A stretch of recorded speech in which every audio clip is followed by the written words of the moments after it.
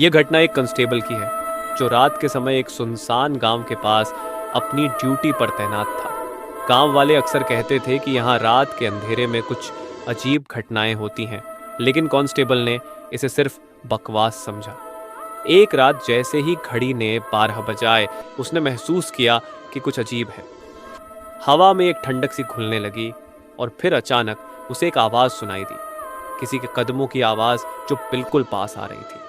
वह धीरे धीरे चौकी से बाहर निकला, लेकिन वहां कोई नहीं था।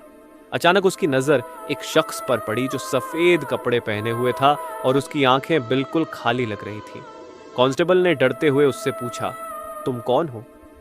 लेकिन वह व्यक्ति चुपचाप खड़ा रहा और कुछ नहीं बोला।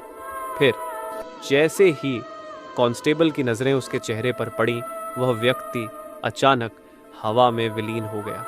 कांस्टेबल ने यह देखा और पूरी रात डरा डरा अपने चौकी पर बैठा रहा।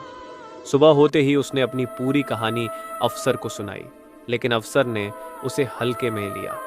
उस दिन के बाद से वह कांस्टेबल कभी उस रास्ते पर अकेला ड्यूटी नहीं करता था, क्योंकि उसने समझ लिया था कि वह किसी भूत प्रेत से सामना कर चुका था।